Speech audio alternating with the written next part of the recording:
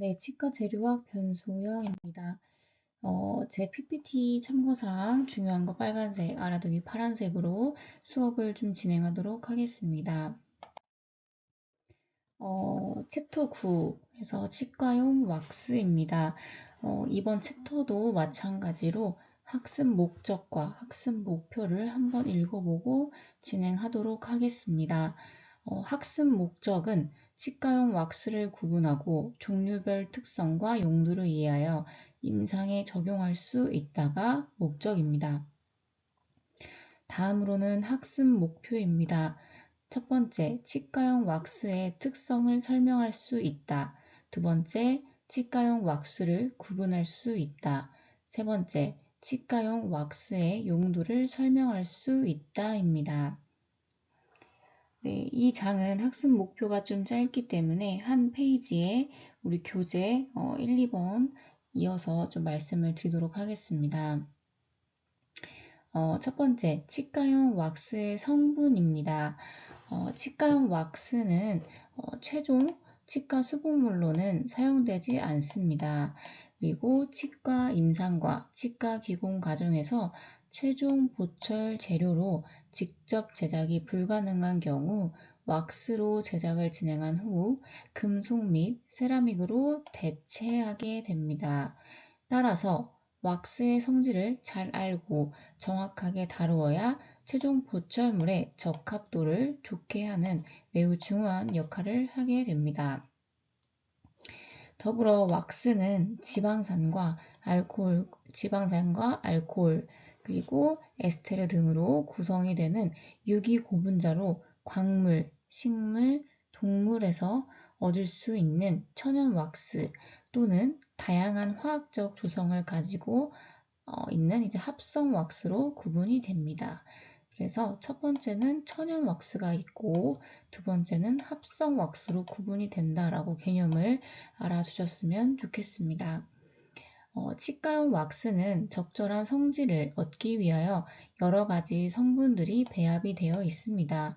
그래서 사용하는 과정의 물성을 계산하기 위한 첨가물로는 고무, 그리고 지방, 지방산, 오일과 색소 등 다양한 레진 종류가 고유한 특성을 만들기 위해 이용이 됩니다. 치과용 왁스의 기본적인 성질은 천연 왁스와 합성 왁스의 성질에 의해서 결정이 됩니다.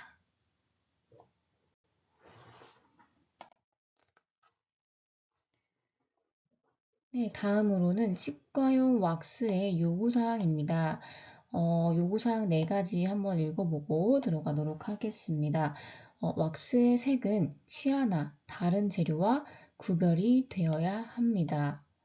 그리고 왁스는 덩어리가 지지 않고 균일하게 녹아야 하며 표면이 거칠어지면 안 됩니다.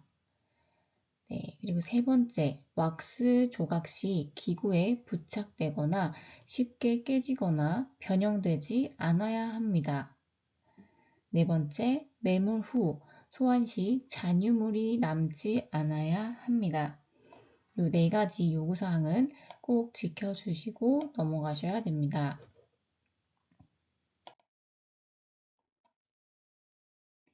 네, 다음은 치과용 왁스의 특성에 대해서 알아보도록 하겠습니다.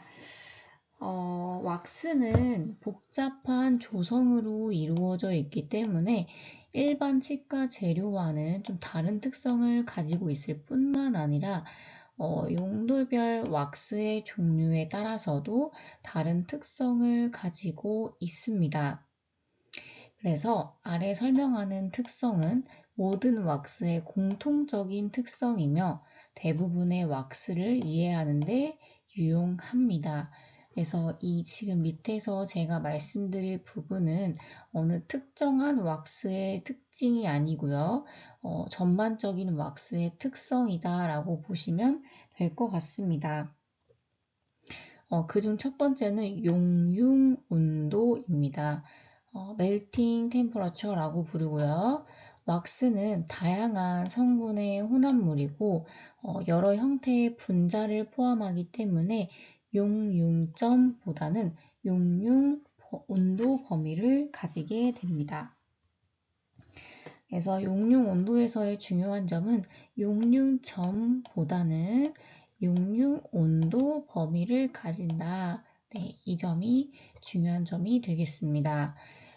그리고 2번 용융 범위 사이에 낮은 온도에서 왁스의 일부 성분은 연화되지만 여전히 고체 형태를 이루어 왁스가 잘 흐르지 않게 됩니다. 그리고 용융 범위에서 온도가 더 증가하게 된다면 많은 성분이 연화가 되면서 왁스는 더 잘 흐르게 되고 결국 모든 성분이 연화되어 액체로 변합니다. 여기에서의 중점은 용융 범위 사이의 낮은 온도에서는 왁스 전체적으로 연화가 되는 것이 아니고 일부 성분은 연화가 되지만 여전히 고체 형태를 잡고 있다. 그리고 용융 범위에서 온도가 더 높아지게 되면 더 많은 성분이 연화가 일어나기 때문에 흐름성이 커지고 결국 나중에는 모든 성분이 연화되어 액체로 변한다. 이렇게 이해해 주시면 될 것 같습니다. 두 번째는 열 팽창입니다. 일반적으로 왁스는 모든 치과용 재료 중에서 열 팽창 개수가 가장 높아서 온도 변화에 따라 수축과 팽창의 차이가 큽니다. 두 번째, 인레이 왁스는 열 팽창 개수가 크기 때문에 납형의 온도 변화가 가해질 경우 최종 주조 수복물의 부정확성을 유발할 수 있습니다. 네, 이 정도 보고 넘어가시면 될 것 같습니다. 네, 다음은 유동성입니다. 네, 유동성은 힘을 가했을 때 발생하는 형태 변화를 유동성이라고 표현을 합니다. 그래서 온도와 시간에 의해 큰 영향을 받으며 왁스의 유동성은 온도가 용융점에 근접함에 따라 급격하게 증가가 됩니다. 따라서 온도가 낮으면 전혀 흐를 수 없지만 온도가 용융 범위에 도달하게 된다면 유동성은 극적으로 증가하게 됩니다. 그리고 요거는 조금 그래도 외워셨으면 좋겠습니다. 그래서 패턴 왁스의 경우와 작업용 왁스의 경우 이 두 가지를 구분해서 조금 외워볼 건데요. 패턴 왁스의 경우에는 실내 온도와 구강 내의 온도에서 흐르는 것이 바람직하지 않은 이유는 왁스 모형이 영구적으로 변형이 될 수 있기 때문입니다. 그래서 모형의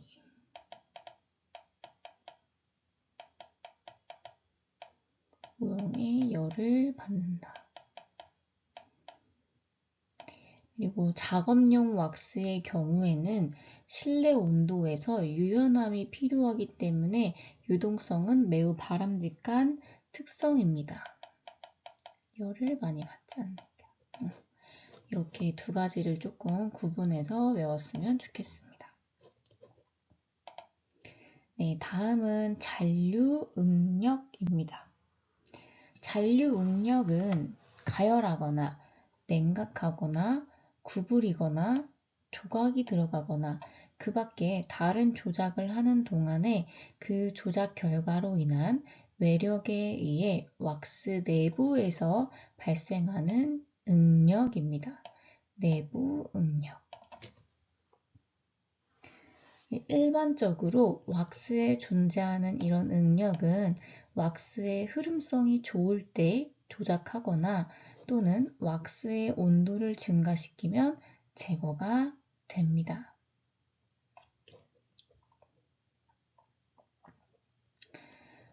높은 열에서 잔류 응력이 제거되면 왁스 모형의 적합성이 파괴되어 돌이킬 수 없을 정도의 변형이 오게 됩니다. 열을 받았기 때문에. 그리고 잔류 응력의 형성을 방지하기 위해 용융 범위 이하의 온도에서 왁스를 조각하거나 연마해서는 안 됩니다.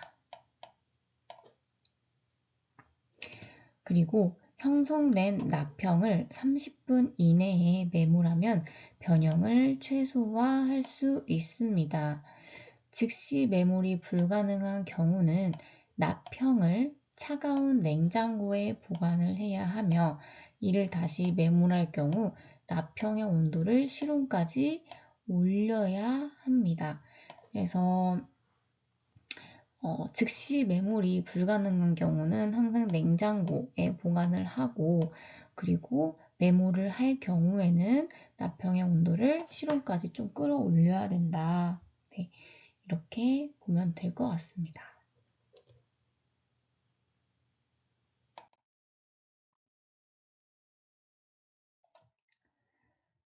네, 패턴 왁스 중에서도 이제 인레이 왁스와 주조용 왁스, 베이스 플레이트 왁스 이 세 가지로 구분이 되어 있습니다. 그래서 패턴 왁스 중에 인레이 왁스에 대한 사진입니다. 그래서 쭉 보시면 그림 먼저 첫 번째 거 먼저 보겠습니다. 그래서 주조체 제작을 하는 과정과 그 안쪽 납형에 이제 왁스를 덧대서 제작이 된 모습입니다. 그래서 밑에 그림 보시면 모형 위에서 제작한 납형, 그래서 모형에서 제작한 납형으로 이거는 간접법에 해당이 됩니다. 그리고 이 파란 색깔 선을 주입선이라고 표현을 합니다.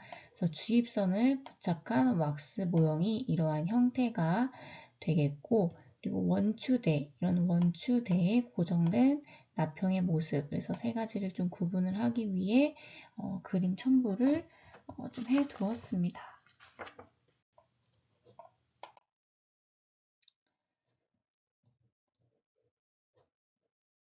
그리고 완충제를 내면에 부착한 주조용 링에 매몰제를 주입을 하게 됩니다. 그리고 매몰이 다 끝난 후에 주조링의 모습입니다. 그리고 소환로 중앙에 위치한 주조용 링이 안쪽에 따로 있고요. 그리고 원심 주조기와 그리고 매몰제와 표면 산화물을 제거한 주조체의 모습이 대략 이런 형태로 생겼습니다. 그리고 연마가 끝난 주조체는 이런 형태를 띠게 됩니다. 그리고 주입선을 형성을 해서 이제 금속 도제관을 위한 치간 납형을 제작한 후 주입선을 납형에 붙인 모습입니다. 그래서 이쪽 파란 색깔 긴 막대 부위가 주입선을 형성한 모습입니다. 그래서 다음은 매몰 과정입니다. 그래서 납형과 주입선을 매몰제로 덮어 놓은 모습이고 매몰이 완성된 모습은 대략 이와 같습니다. 그래서 소환하는 과정을 거쳐서 원심 주조기, 그 다음에 주조체가 완성이 됩니다. 그래서 요거는 그냥 우리가 조금 더 이해하기 편하도록 중간에 내용을 조금 넣어 두었습니다. 그리고 다음으로는 치과용 왁스의 분류에 대해서 한번 살펴보도록 하겠습니다. 네, 치과용 왁스의 구분은 어느 때 쓰는지,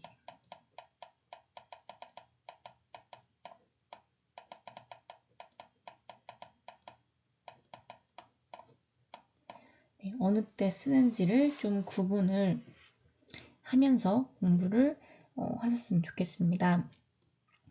그래서 표 9-1의 용도에 따른 치과용 왁스의 분류입니다. 그래서 패턴용 왁스, 작업용 왁스, 인상용 왁스 세 가지로 분류가 됩니다.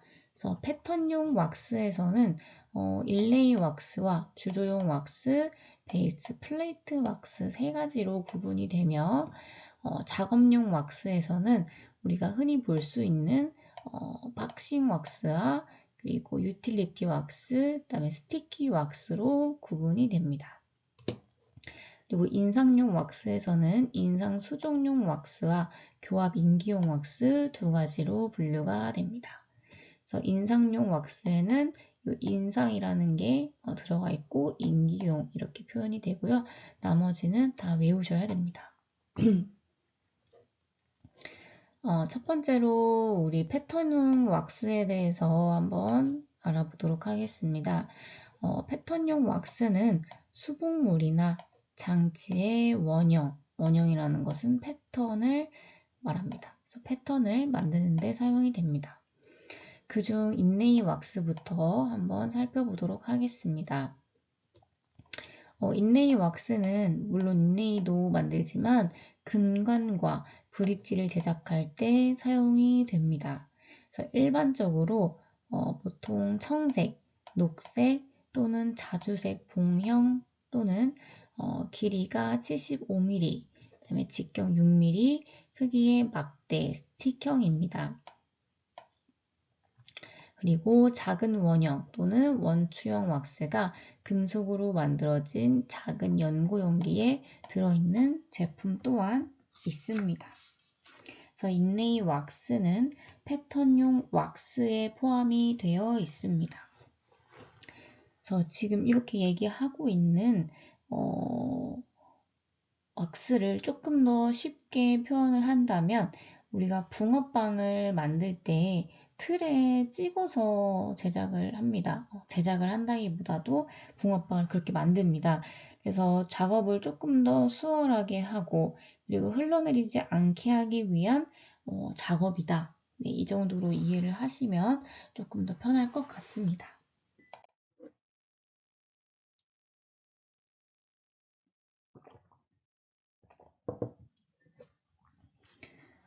네, 그리고 치과용 왁스의 분류에서 그림을 참고하시면 A번은 봉형, 길게 봉 형태로 되어 있는 모습이고 두 번째 B는 원형으로 되어 있는 이제 모습을 조금 구분을 해서 넣어놨습니다.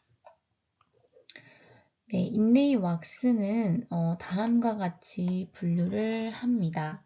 그래서 제1급과 2급으로 분류가 되어 있고 제1급은 연질, 제2급은 경질로 구분이 됩니다.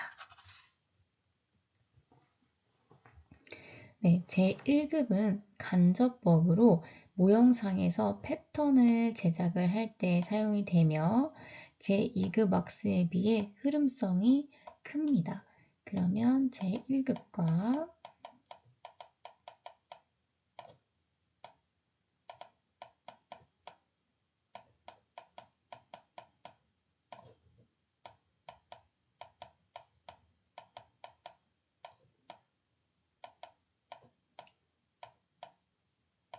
흐름성을 비교를 했을 때는 제1급과 2급을 비교했을 때 2급의 왁스에 비해 흐름성이 1급이 더 큽니다.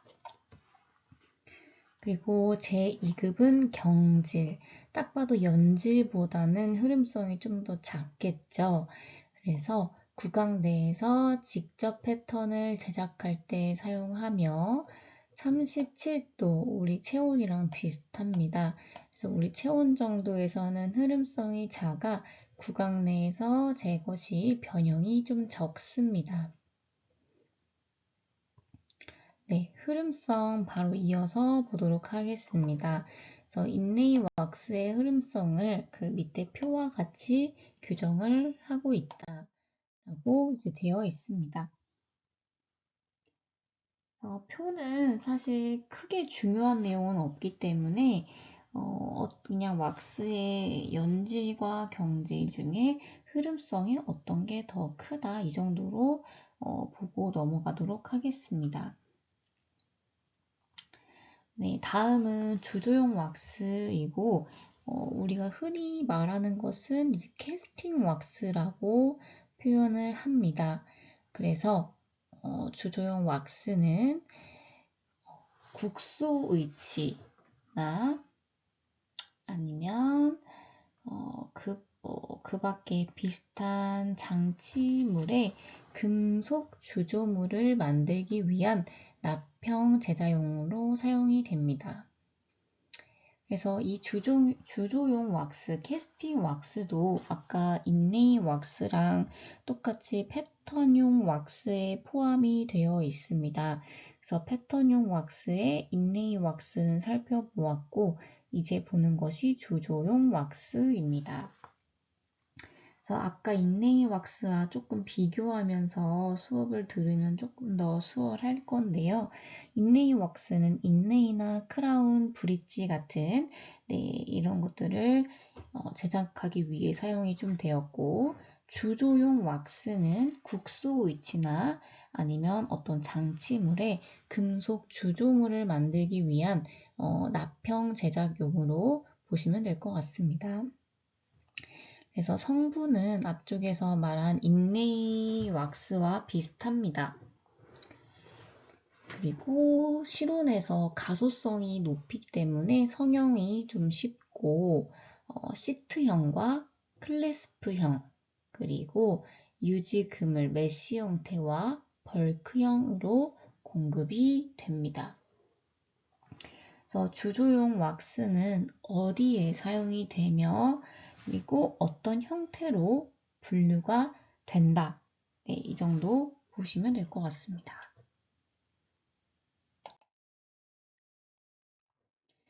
다음은 베이스 플레이트 왁스입니다. 인레이 왁스, 주조용 왁스, 베이스 플레이트 왁스까지 우리 패턴 왁스에 포함되어 있는 왁스들이고요. 이제 마지막 베이스 플레이트 왁스에 대해서 살펴보도록 하겠습니다. 베이스 플레이트 왁스는 주로 수지상 총의치를 제작할 때 임시 기초상이나 교합상의 초기 악궁 형태를 설정하는데 많이 사용이 됩니다. 그래서 대개 붉은색이나 분홍색이고 두께는 1에서 2mm의 판형으로 시판이 됩니다. 그래서 분홍색으로 되어 있는 네모난 판형으로 되어 있는 것을 베이스 플레이트 왁스라고 부릅니다. 그래서 베이스 플레이트 왁스는 다음과 같이 분류를 합니다. 그래서 제1급과 2급, 3급으로 3급까지 분류가 되어 있고 연질, 그리고 경질, 초경질로 구분이 됩니다. 그래서 점점 갈수록 딱딱해지겠죠. 그래서 제1급 연질은 외형과 비니어를 제작하는 데 사용이 됩니다. 그리고 제2급 경질은 온화한 기구의 지역에서 구강 내 패턴 제작용으로 사용을 합니다. 그리고 제3급 초경질은 열대 지방에서 구강 내 패턴 제작용으로 사용을 하게 됩니다. 이 세 가지는 깊게 들어갈 필요는 없고 우리가 베이스 플레이트 왁스를 수지상 총위치를 제작할 때 어떨 때 임시 기초상이나 교합상의 초기 악궁 형태를 설정하는데 많이 사용이 되고 생김새는 이렇게 베이스 플레이트 왁스는 되게 붉은색이나 이제 분홍색을 띠고 두께는 1, 2mm 정도로 생겼구나. 이 정도 보시고요. 그리고 외형과 비니어를 제작하는 사용한다.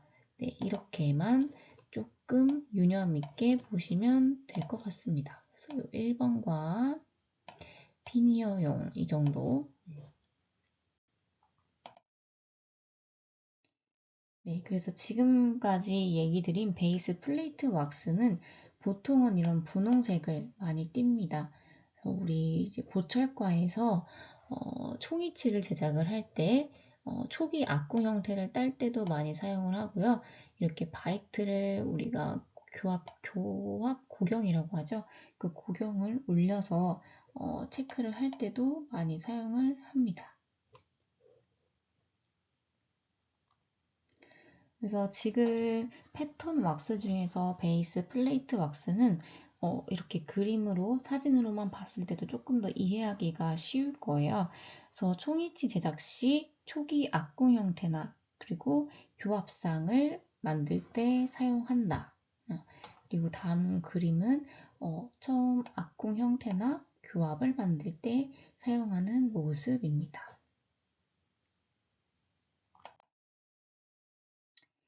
그래서 이제 우리 베이스 플레이트 왁스에 사용하는 것도 대략 한번 보여드리면 첫 번째 우리가 틀니를 제작을 하게 된다면 진단 인상이나 진단 모형을 제작을 하게 됩니다.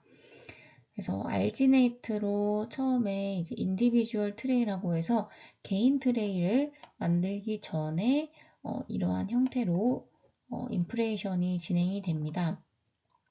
그래서 틀니를 본을 뜰 때는 가장 중요한 것은 뒤쪽, 뒤쪽,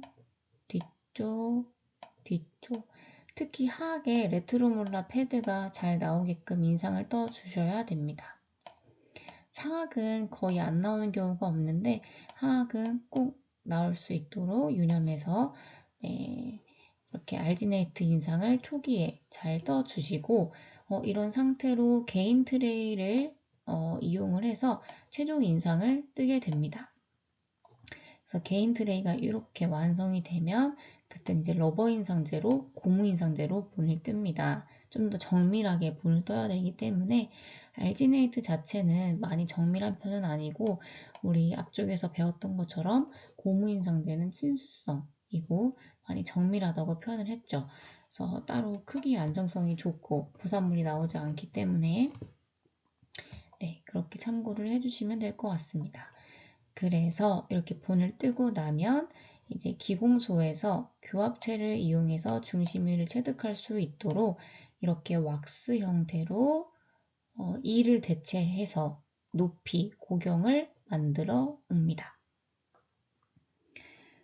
그래서 고와 교합의 고경을 확인을 하며 높이는 이 정도로 잡으면 환자분이 턱이 아프지 않고 식사가 편안하겠다라는 것을 이제 재는 또 수치가 있어요. 그래서 뭐 눈부터 뭐 코, 비계 뭐 어느 점까지의 길이와 원이랑 이제 연결을 해서 가장 비슷하도록 만듭니다. 그래서 항상 환자분이 편안하게 식사가 가능하도록 이제 교합의 고경을 잘 맞춰서 틀니가 이제 완성된 모습입니다. 네, 그래서 지금도 요 위에 있는 왁스가 베이스 플레이트 왁스예요.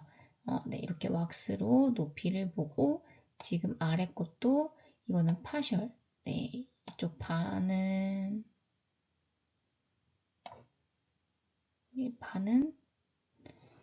이제 치아가 있는 상태고 이쪽 옆은 치아가 없는 상태입니다. 그래서 그쪽에 왁스를 대서 치아처럼 높이를 잡는 모습입니다.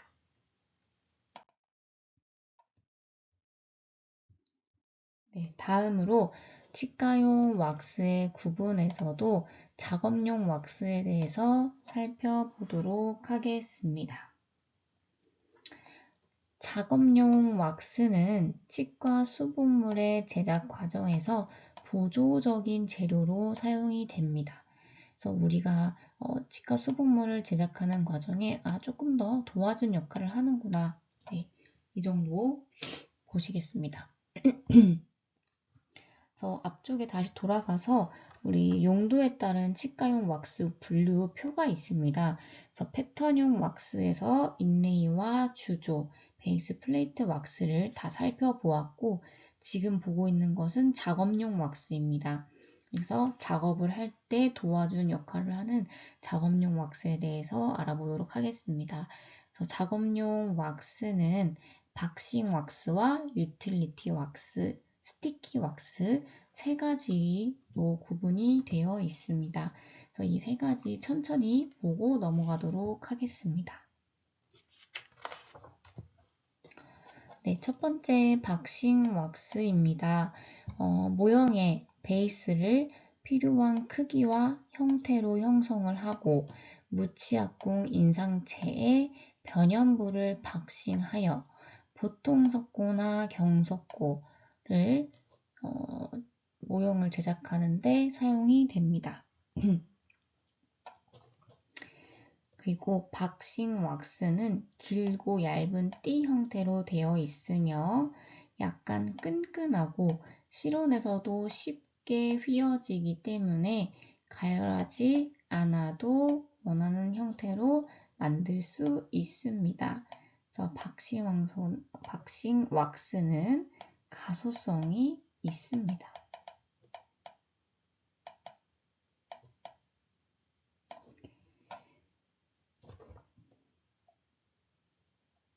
그리고 다음은 유틸리티 왁스 넘어가도록 하겠습니다.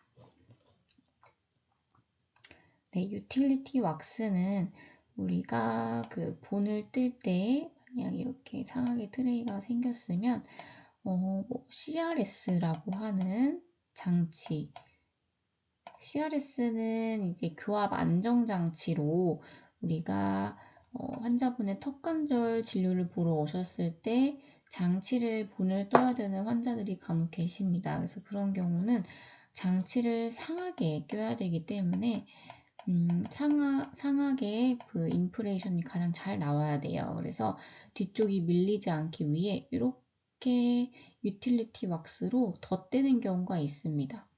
그래서 보더 부분을 형성을 할 때 사용을 하고 유틸리티 왁스는 정말 이렇게 길고 가는 형태로 이런 식으로 생겼어요. 그래서 박스에 이렇게 다 붙어서 들어있고 한 줄씩 떼서 쓰는 형태로 들어가 있습니다.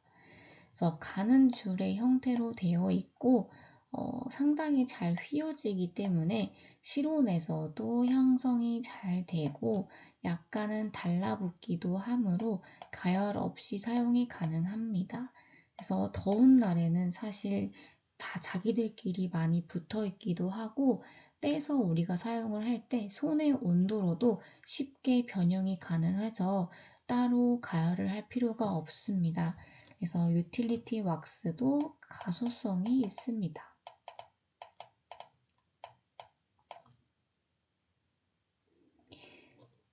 그래서 이런 유틸리티 왁스를 좀 사용을 하게 되면 장점은 잇몸이나 점막 부분의 모형을 조금 더 정확히 뜰 수 있고 아까 제가 말씀드린 것처럼 뒤쪽 7번 최후방 구치부가 인상체가 밀려서 다른 보철이나 이런 장치의 제작이 어렵지 않도록 하는 역할을 합니다.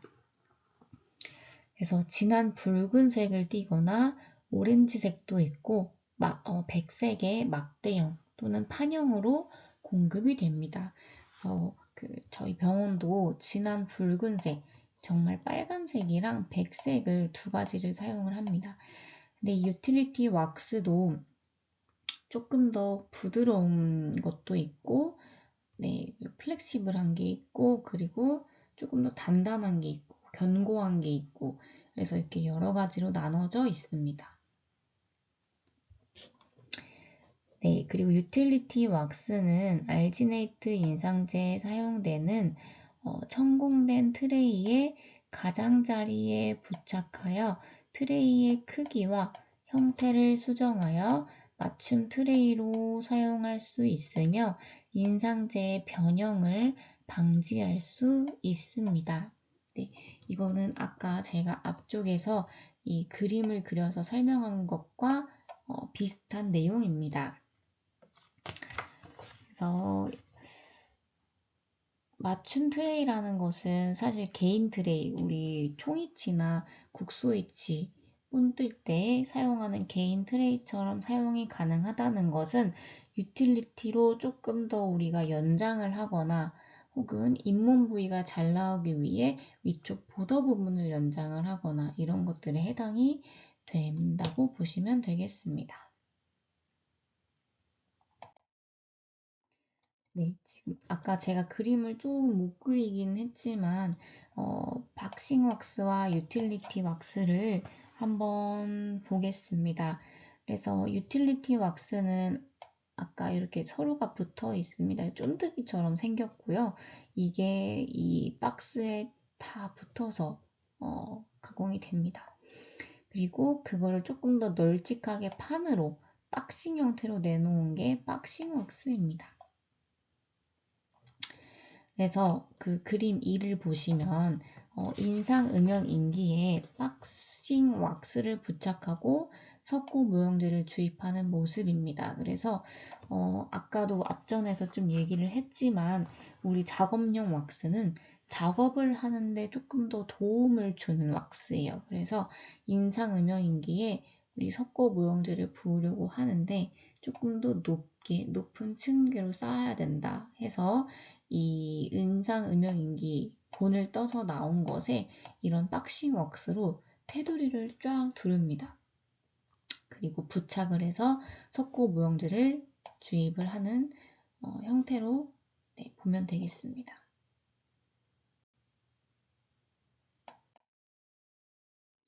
그래서 아까 그림은 조금 더 이해가 불충분할 것 같아서 이렇게 실제 사진을 좀 넣었습니다. 그래서 인상 음영기 우리가 본을 떠서 나온 인상이 이러한 모습인데 이때 인상을 뜰 때도 보시면 옆쪽에 유틸리티 왁스를 대고 본을 떴네요. 네, 이 상태로 박싱 왁스를 테두리 쪽에 다 둘러낸 형태입니다. 그래서 다 두른 상태로 이제 석고를 주입을 해주고 다 굳어서 옆에 있는 박싱 왁스를 제거한 모습이 다음과 같습니다.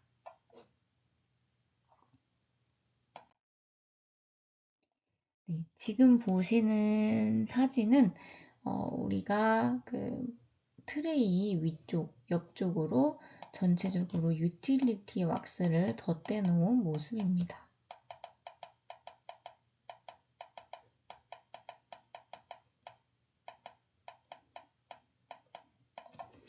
네, 이렇게 유틸리티를 우리가 본을 뜨려는 트레이 옆쪽으로 다 전체적으로 두른다면 잇몸과 점막 부분의 모형을 조금 더 정확히 인상 재득이 가능하고 뒤쪽으로 그 막을 세운다면 인상재가 뒤로 흐르는 것을 막을 수 있으며 형태와 크기를 수정을 하기 때문에 맞춤형 트레이로 사용이 가능하고 인상재 변형을 조금 줄일 수 있는 그러한 효과를 볼 수 있는 것이 다음과 같은 유틸리티 왁스입니다.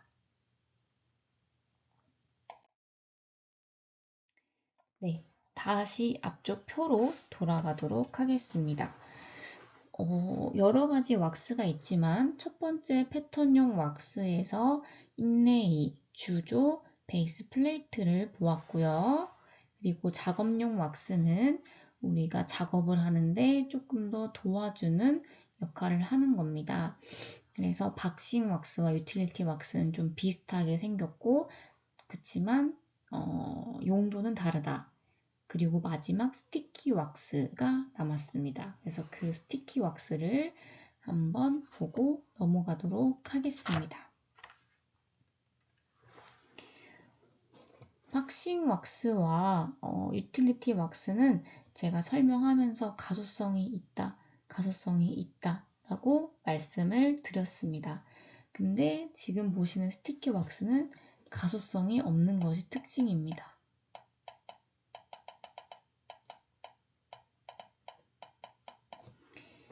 네, 그리고 스티키 왁스의 특징은 끈적거립니다.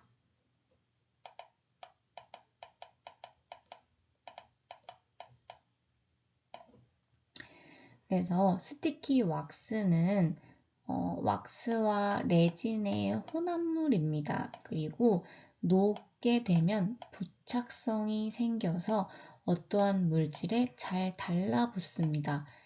그리고 그러나 실온에서 그냥 일반적으로는 단단하고 끈적함이 없으며 취성이 없습니다. 녹으면 좀 더 끈적거린다고 보시면 되겠습니다.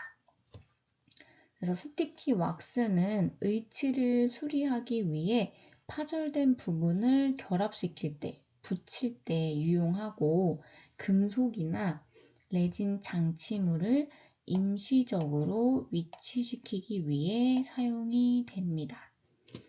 그래서 스티키 왁스는 이때 가장 많이 사용하긴 하는 것 같습니다. 그래서 을치를 수리하기 전에 다 부러지거나 아니면 파절된 부위를 이렇게 붙여놓는 형태로 가장 흔하게 사용이 되고, 이러한 스티키 왁스는 보통 금속이나 레진 장치물을 임시적으로 위치시킬 때도 사용이 가능합니다.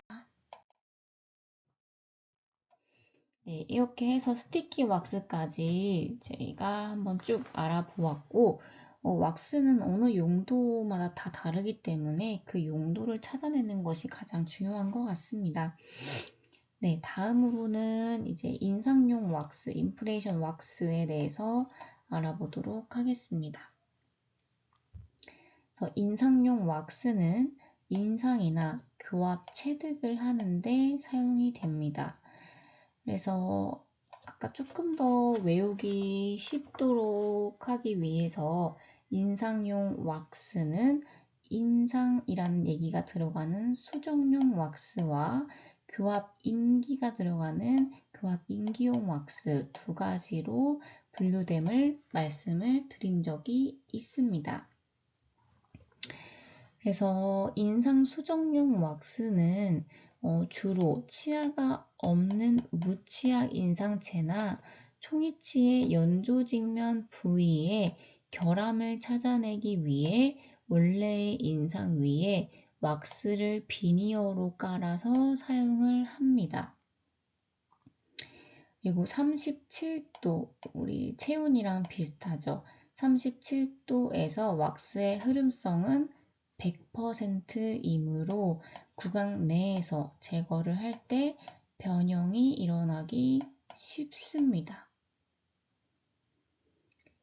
그리고 교합 인기용 왁스는 반대편의 악궁과 교합 관계를 확인하기 위해 사용을 합니다. 37도, 아까랑 같이 우리 체온에서는 흐름성의 범위는 2.5에서 22%이므로 구강 내에서 제거할 때 변형이 일어나기 쉽습니다. 그래서 이렇게 두 가지를 보시고 넘어가시면 될 것 같습니다. 그래서 교합 인기용 왁스는 이렇게 네모난 판, 이건 좀 헷갈리실 수 있을 것 같아서 초록색으로 다시 그림을 그리겠습니다. 교합 인기용 왁스는 이렇게 초록 색깔로 판 모양으로 생겼습니다. 그 왁스 종류가 굉장히 많죠. 그래서 다 다르게 생기기도 했고 용도도 다 다른데 교합 인기용 왁스는 조금 더 다른 느낌인 것 같아요. 그래서 전체적으로 초록 색깔을 띠고 있고 보통은 알루 왁스라고 부릅니다.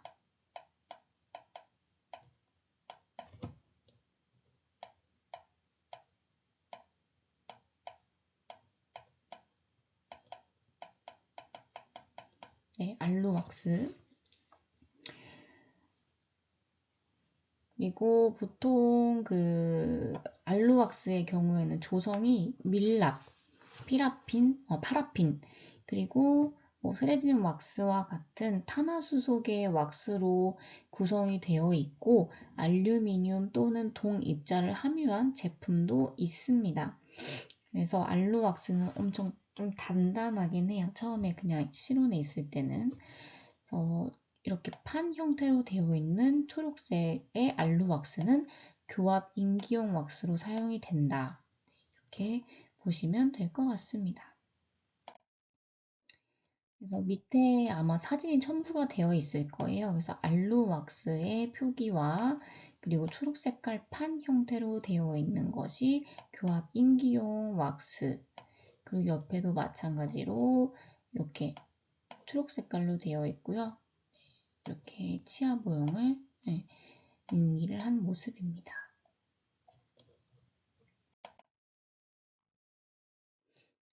요거는 바이트를 체득을 하는 건데 보통은 블루무스라고도 많이 표현을 하고 그리고 바이트를 이용해서 실제 치아의 바이트를 인상을 체득한 모습입니다. 네, 지금까지 이제 우리가 이론은 전반적으로 다 나갔고, 치과용 왁스에 이제 우리가 혹시라도 국가고시 대비를 위해서 조금 문제를 몇 문제 좀 넣어봤습니다. 그래서 한번 공부하시는 용으로 하시면 좋을 것 같아서 네, 문제를 조금 보고 넘어가도록 하겠습니다. 네, 첫 번째, 치과용 왁스의 특성에 대한 설명으로 옳지 않은 것은 보겠습니다. 1번, 모든 치과용 재료 중에서 열팽창 개수가 가장 낮다. 그리고 두 번째, 용융 범위 내에서 연화되지만 여전히 고체 형태를 이룬다. 형성된 납형을 20분 이내에 매물하면 변형을 최소화할 수 있다. 네 번째, 왁스의 잔류 응력은 왁스의 온도를 증가시키면 제거된다. 다섯 번째, 작업용 왁스의 유동성은 바람직한 특성이다. 네, 이렇게 보았는데요. 우리 맨 첫 번째 이론 중에서 치과용 왁스의 특성은 어느 하나의 특성이 아닌 전반적인 대부분의 왁스를 이해하는데 유용하다고 말씀을 드렸습니다. 네, 그 중에서 용융 온도를 먼저 보게 되면 2번 먼저 보겠습니다. 그래서 용융 그 범위 내에서는 연화가 되고 여전히 고체 형태를 이룬다. 맞습니다. 그래서 왁스가 잘 흐르지 않는다고 표현을 했습니다. 그러고 나서 이제 용융 범위에서 온도가 증가하게 된다면 그 이후에는 연화가 더 커지고 더 잘 흐르게 됩니다.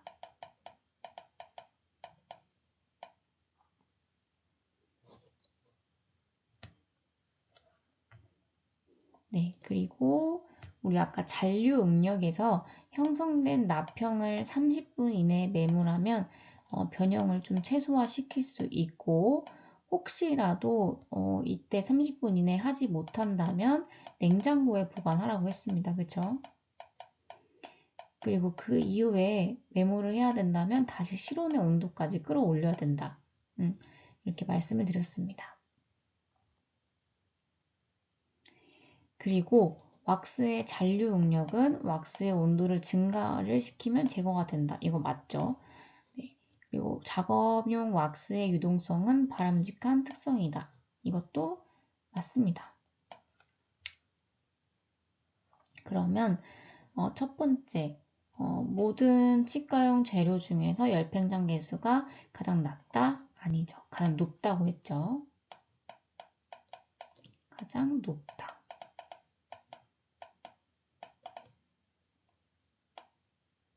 네.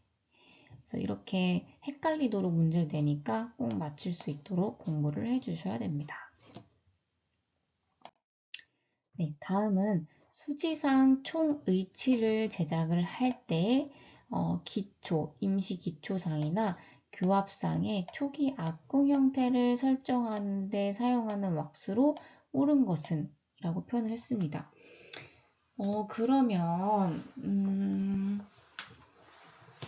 일단은 우리가 왁스를 분류를 했을 때 첫 번째가 패턴용 왁스가 있었습니다.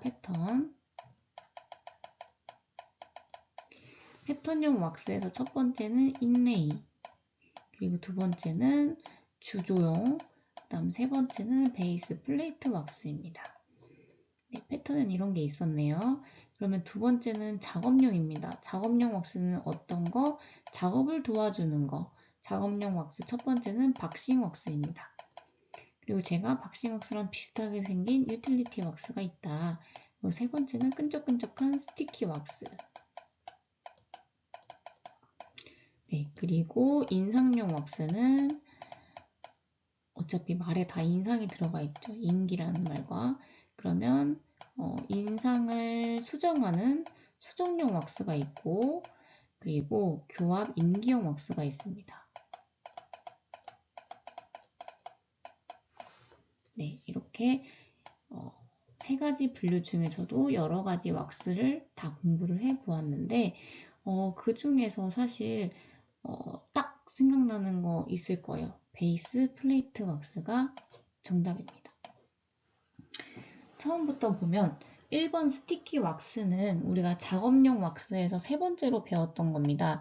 이거는 이제 의치가 파절됐을 때 끈적끈적한 거를 이용을 해서 안쪽에 임시로 우리가 위치시키는 거를 스티키 왁스라고 표현을 했고, 유틸리티 왁스는 보더를 연장하거나 알지네이트 뜨는 그 트레이에 전반적으로 쌓아서 혹시라도 잇몸이나 뭐 이런 게 더 잘 나오도록 인프를 하는 방식이었고, 인레이 왁스는 말 그대로 인레이나 크라운 브릿지를 만드는 방법이었습니다. 그리고 주조용 왁스 한번 보게 되면 주조라는 것은 뭐 국소 위치나 아니면 그런 금속이 들어가 있는 납형 제작용으로 사용이 되는 거였죠. 그러면 다 제하고 나면 베이스 플레이트 왁스밖에 안 남습니다. 그리고 베이스 플레이트 왁스는 아까 붉은색이나 핑크색 판으로 되어 있고, 높이를 쌓아서 어느 정도의 우리가 교합 고경을 갖는지 확인하는 용도로 사용이 되었습니다.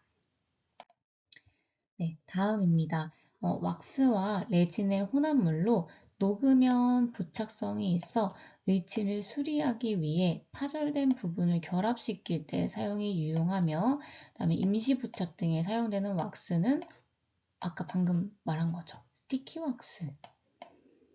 그러면 스티키 왁스는 아까 공부했고, 베이스 플레이트 왁스는 아까 답이었고, 주조용 왁스도 아까 제가 앞에 설명하면서 국소 위치, 국소 위치나 금속의 주조용으로 사용이 된다. 납형 제작용으로. 그리고 유틸리티 왁스도 아까 설명했고, 그럼 박싱 왁스는 아까 뭐였죠? 그 전체적인 트레이에 우리가 그 석고를 주입하기 전에 트레이 위쪽으로 박스 형태로 되어 있는 이렇게 넓은 판 형태를 붙인 상태로 석고를 주입을 했습니다. 그거를 박싱 왁스라고 부릅니다. 네, 요 왁스는 정말 여러 가지가 많고 다 쓰는 용도가 굉장히 다양해요. 그래서 이렇게 공부를 하면서 이 답에 이거 띡 하고 넘어가면 안 돼요. 네, 이 베이스 플레이트 왁스는 뭐였지 하면서 이 답을 제하고도 나머지도 한번 복습 위주로 보고 넘어가셔야 됩니다.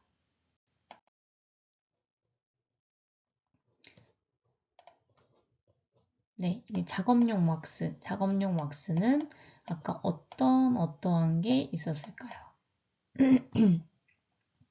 첫 번째 박싱, 두 번째 유틸리티, 세 번째 스티키.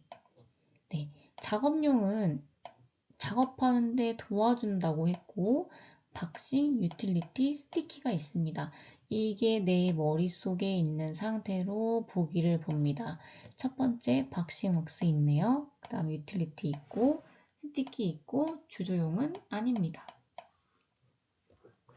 그러면 주조용은 어디에 해당되는 왁스였을까요? 패턴 왁스에 해당이 되는 왁스였고, 그럼 패턴 왁스는 뭐가 있었죠? 인레이 왁스가 있었으며, 두 번째는 주조용이 있었습니다. 세 번째는 베이스 플레이트 왁스입니다. 네, 이렇게 세 가지가 아까 패턴 왁스 중에서 패턴형 왁스 중에 인레이, 주조용, 그다음에 베이스 플레이트 왁스 이렇게 세 가지가 있었고, 작업용 왁스는 위에서 말씀드린 박싱, 유틸리티, 스티키가 있었습니다. 이렇게 통으로 외우는 것이 조금 우리가 나중에 문제를 풀 때 도움이 되기 때문에 앞쪽에서 말한 우리 하이드로콜로이드 비가역성 그 표 제가 100페이지는 표 계속 통으로 외우라고 말씀드렸죠. 그래서 그것과 마찬가지로 왁스의 분류도 통으로 내 머릿속에 기억을 해 주셨으면 좋겠습니다. 이렇게 해서 제가 준비한 이론과 그 문제는 여기까지이고요. 이론 공부하면서 조금 더 문제를 접하면 기억이 쉬우실 것 같아서 제가 왁스 부분에서는 문제를 조금 넣어서 같이 풀이를 해보는 시간을 가졌습니다. 네, 오늘도 수고 많으셨습니다. 감사합니다.